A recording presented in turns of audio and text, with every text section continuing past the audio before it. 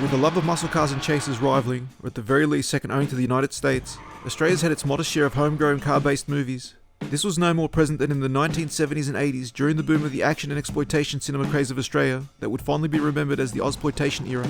MFP presents 10 must-see Aussie car chase movies.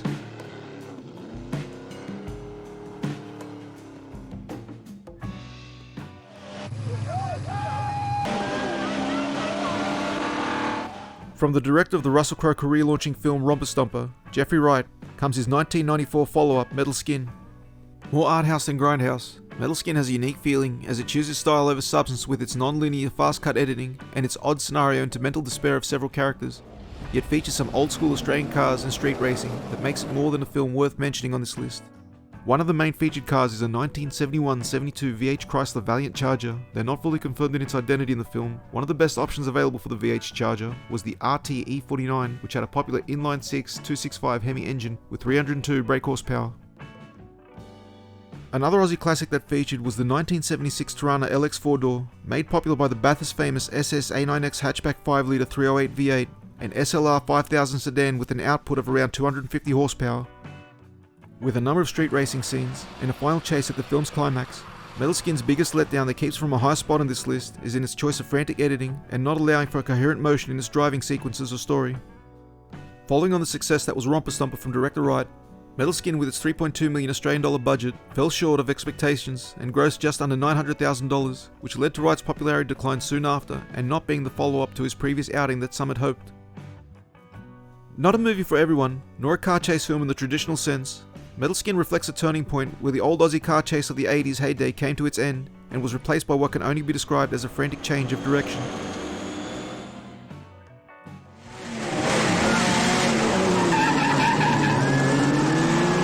The FJ Holden owes more to George Lucas's American Graffiti than it does to Two-Lane Blacktop, which was also an influence on this troubled youth of Australia scenario. Though not focusing on the action of the chase, the film uses the backdrop of the Australian youth culture in Sydney in the 1970s, as it depicts the life of a young man at a point where the cruising nightlife is his main priority as he uses his car to impress his friends and ladies after recently obtaining his license. As the title suggests, the main car of use in this film is a 1953 FJ Holden seen cruising around Bankstown. The engine available in the FJ Holden was a grey i6 2.2 litre 132.5 cubic inch, producing only 65 horsepower, yet is shown competing with the later model V8 GTS 327 Monaro, either suggesting a modified engine within the story or a massive suspension of disbelief from the filmmakers. With only a handful of drag racing scenes and other street hooning of the time shown, camera work and directing was shot more like a film school feature and is a prime example why another film on this list, directed less than 2 years later, with almost a similar budget, made such an impact on the Aussie car scene. Poor performances from a number of the actors, including its lead, does hold the film back in a number of scenes, yet it's still an interesting tale of its time. Directed by Michael Thornhill, it is said the budget was around 318,000 Australian dollars, which also included federal government investment. It was a low-key success, bringing in around 710,000 in rentals, as its drive-in performance was hindered due to an R rating in certain states and censorship issues at screenings. Now more than ever, the film plays as a docudrama on Australia that once was, as its story was set in the present of its time and chose to tell its tale from a more realistic point of view and not in any fantasized manner as a number of other films on this list did, making it an Australian movie worth remembering. Now comes a startling new vision that takes you into the apocalypse and beyond. Set in a dystopian future Australia, Dead End Drive-In was the 8th feature film by director Brian Trenchard Smith, as it depicted a world of street carnage and totalitarianism where the youth needed to be controlled by any means necessary. After stealing his brother's car and lying about his employment status in order to get a cheaper entry into a drive-in with his girlfriend, the character of Jimmy, played by Ned Manning, soon finds himself a prisoner within the gates of what can be described as an internment camp for juvenile delinquents and other social undesirables. Arriving in a Matador red with white trim 1956 Chevrolet Bel Air convertible with a 265 V8 engine, producing an output of 162 horsepower with an additional scoop, the car is soon incapacitated as Jimmy is detained within the drive-in, which was located in Matraville, Sydney, New South Wales, and was an actual drive-in that had been scheduled to be demolished before production took place. Aiming for a more worldwide appeal, the film did poorly in Australia, yet was better appreciated internationally and was cited as being the favourite of director Quentin Tarantino's Trenchard Smith movies. As a form of in-joke and retaliation, Trenchard Smith had decided to show his previous films on the theatre screen playing in the background, as he had insisted on including previously unreleased footage of his films that were removed by the censor board for being too violent, and as such was able to include them in this film. These films included Would Turkey Shoot and the car chase associated action favourite, The Man from Hong Kong. Dead End Drive-In ends with a climactic jump performed by stuntman legend Guy Norris, where a modified 1977 F-Series Ford pickup was launched 163 feet through the air, which was said to have been a world record at the time, breaking through the sign of the now demolished and gone Skyline Matraville Drive-In. Dead End Drive-In. When the gap becomes too wide between what you've got and what you want. 1982 saw the release of Freedom, a film about a troubled youth struggling to make his dreams of flash cars and flash women come true, as he is unable to find any meaningful long-lasting employment or steady income. Starring the young and up-and-coming actor John Blake, who would suffer a tragedy in the form of a car accident a few years later. Freedom failed to impress at the time of its release, and like a number of Aussie films on this list, was a box office failure. It was perhaps a story that played too close to reality of the struggling youth of Australia at the time, as unemployment was at a high point in the early 80s, and it may have been the rebellious attitude of Blake playing the character of Ron that turned older critics away. The object of Ron's obsession being a silver 1977 Porsche 911 930 Turbo, where it has been said a standard 911 and an actual 930 were both obtained for the film. The 930 Turbo came equipped with a flat-six 3-litre engine, producing 245 horsepower, and had a top speed of 155 miles per hour, which at the time was valued at 80,000 Australian dollars. Ron eventually finds himself stealing the car of his dreams and heads out into rural South Australia, where he picks up a young runaway named Sally, played by Jad Capelja. The film also features a rare 1965 Australian assembled Dodge Phoenix as the centerpiece of Ron's fantasy, as he has what at first appears to be dreams about seeing this mysterious black car swerve and crash before his eyes, and later plays out to be a premonition. The Phoenix came equipped with a 318 cubic inch 5.2 litre V8 with 230 brake horsepower, and although previous model years were based on the Dodge Dart, the 1965 model was a rebadged Canadian Plymouth Fury 3. Freedom was directed by future Academy Award nominee Scott Hicks, who would go on to direct the highly acclaimed 1996 movie Shine, starring the Oscar-worthy performance win from actor Jeffrey Rush. Though the film is not as focused on action as it is drama, Freedom plays as a type of philosophical story of the idea of desire and how far one is willing to go to reach their ultimate dream. If you've ever longed for freedom, take the trip.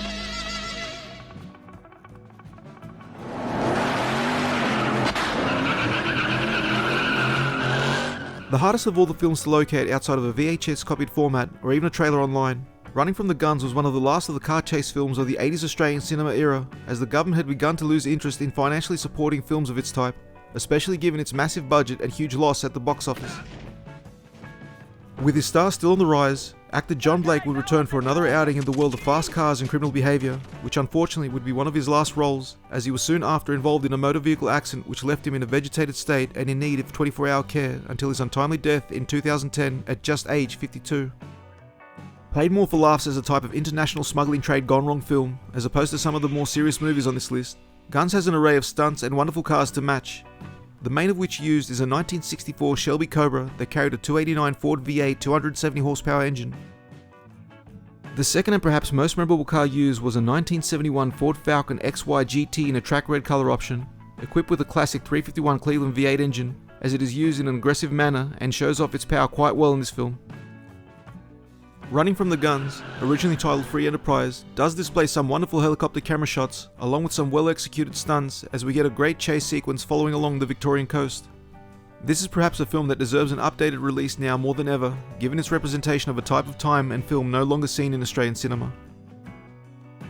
With a budget of around 6.6 million Australian dollars, the film was a massive flop, only bringing in just 72,000 at the Australian box office, and was the last feature film writer-director John Dixon would direct. Almost completely forgotten, as even at the time of its release, it was soon pulled from theatres only after a couple of weeks. Running from the Guns is a lost gem of Australian cinema, and one that deserves a second viewing, if only for the effort in its car chases and beautifully shot aerial photography of coastal Australia. Nobody is safe from the man from Hong Kong. Though not a car chase movie, as its focus is less on cars and more on martial arts, The Man from Hong Kong, starring Jimmy Wang Yu and one-time Aussie James Bond George Lazenby, was the first feature film directed by Brian Trenchard Smith, who with this 1975 classic helped launch the action era films in the Australian market, paving the way for others to follow.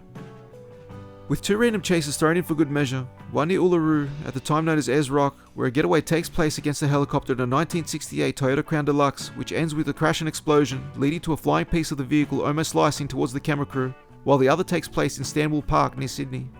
The second of which occurred after a failed murder attempt of the film's lead character, a Hong Kong inspector sent to Australia to take down a drug trafficking ring. The car of choice for the big chase was once again the popular Chrysler Valiant Charger, this time as the 1974 770 VJ, which at the time had one of the biggest V8 options of the Chargers in Australia, with a 360 V8 listed at over 255 brake horsepower. However, the 360 was not available with the manual transmission, and seeing the main character constantly change gears accordingly made it likely to be equipped with the previously mentioned standard 265 Hemi 6. The Charger is seen going up against a 1969 Holden Torana LC, a Kawasaki Z1A 900, and a 1968 Ford Falcon XT. Being a brand new model for that year, only one Charger was obtained and borrowed privately under the condition that it would be returned exactly as it was given. It was, however, subjected to major external damage and was repaired before being returned once the scene had been completed. It was after seeing the film did the then owner witness their new car had been subjected to massive abuse, and they demanded the money back for the cost replacement of the no longer new Charger, which was eventually given by the producers. Lasting over 7.5 minutes, the chase plays out almost as though it was not choreographed, and the film's lead is seen doing some of the stunt driving himself, with a lot of collisions and barging taking place, until the chase comes to an abrupt end with the XT crashing through the side of a house and later exploding in typical car chase fashion.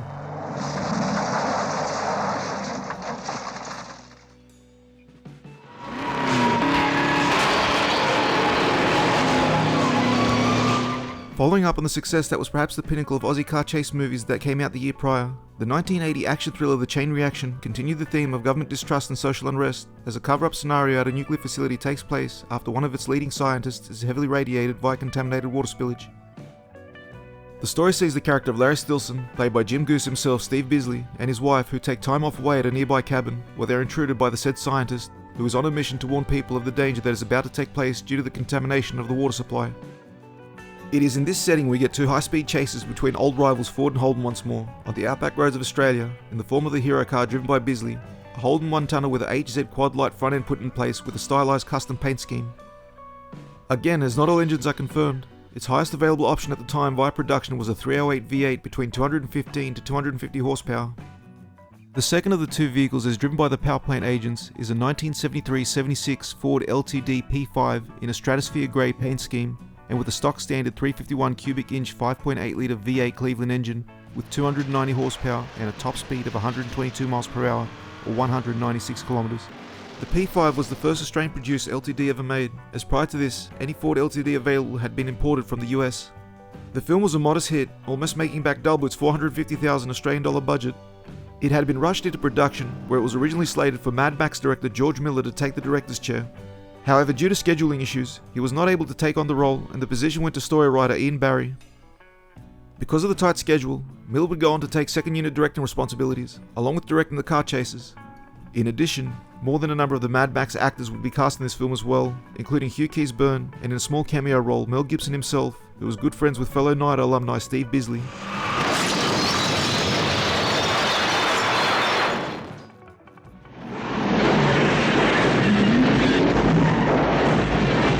At the time of its release, Midnight Spares was seen as just another exploitation piece and not shown the respect it deserved, but has gone on to gain a following over the years, even to the point of being one of famed Hollywood director Quentin Tarantino's favourite Ozploitation films. The Ozploitation era of the 1980s came about when in 1981, the 10BA had been introduced as a tax incentive, which allowed investors a 150% tax concession on Australian films and TV shows, and to only pay tax on half of any income earned from any investment. This was what had led to the pouring out of a number of these low to medium budget films of the time, such as Midnight Spares.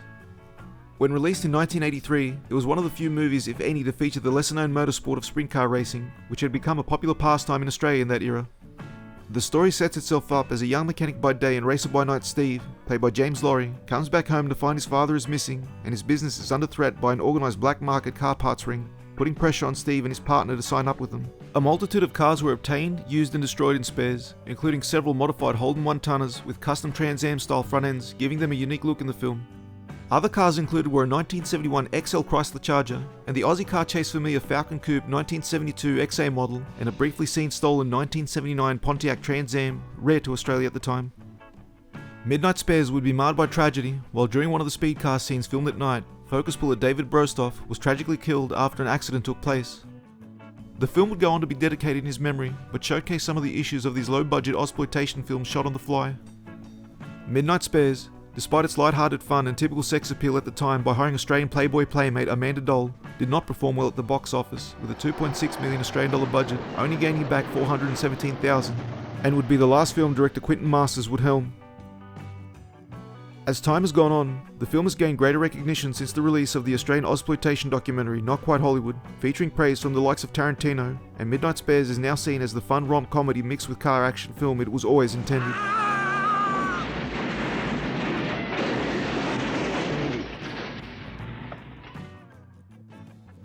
Okay, scumbag. Ready when you are. Similar to FJ Holden, Running on Empty revolves around the youth car culture of the time in Australia, focusing more on underground street racing, and shows the interest as a type of lifestyle that only the free can understand in its world depicted, shown through the lead character of Mike, played by Terry Serio. Featuring a modified 1970 Dodge Challenger as the car to beat, Running on Empty showcases a number of well-executed street racing scenes, and a great collection of V8 muscle cars. The main car of choice seen throughout most of the film, shown ironically struggling to keep up, is once again the 1971 Ford Falcon XY, this time in the form of the now auction expensive GTHO Phase 3, which was said at least one of the 5 XYs obtained to play the role was genuine and used for several stunts as well. On its own without modification, and sporting the common to Ford Australian muscle of the time 351 Cleveland, the Phase 3 was engineered to produce an output said to be around 380 horsepower, though listed under by official Ford documents to combat the increasing government and insurance issues of the time, which also meant the HO of its name was listed officially as handling option, as opposed to high output as originally intended. At the time of its manufacturing, the Phase 3 was the fastest 4-door production car available in the world, outperforming the Mercedes-Benz 300 SEL 6.3 and producing a top speed of over 140 miles per hour, 225 kilometers, and 0 to 60 in 6.1 seconds, 0 to 100 kilometers in 6.4. The other vehicle which made its presence felt in the film was a 2-door 1957 Chevy 150, which has been claimed to have started out as a 4-door 210 with what is thought to have been a blown big block V8, possibly a 427, obtained after the HO was seen destroyed 3/4 of the way through the film. Shot in Sydney and in the small mining town of Cobar in central New South Wales by one-time Aussie director John Clark,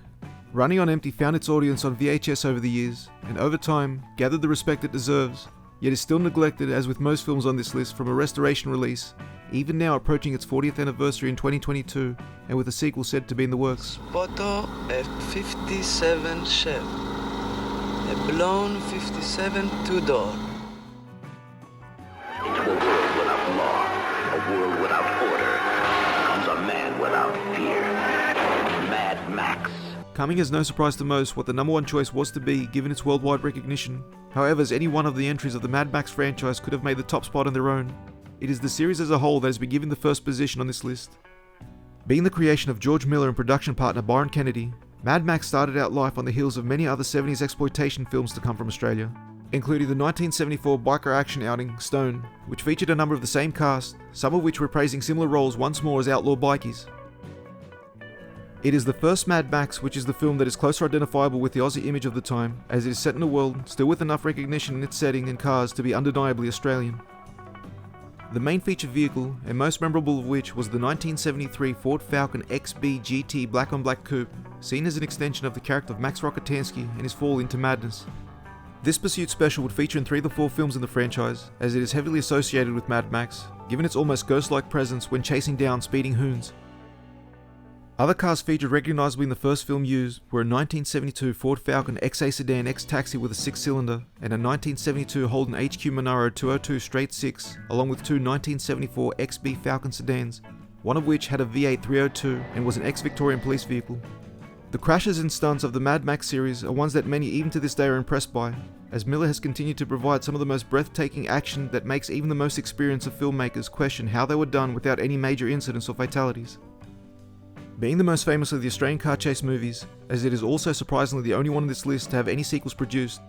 Mad Max has become an international icon of action and car chases that paved the way for many to indulge and appreciate the Australian action cinema. When do we go for a ride? If you enjoyed this video, be sure to hit the like, subscribe and bell icon in order to help this channel grow and to bring you more content like this one, as your support is what keeps this channel going.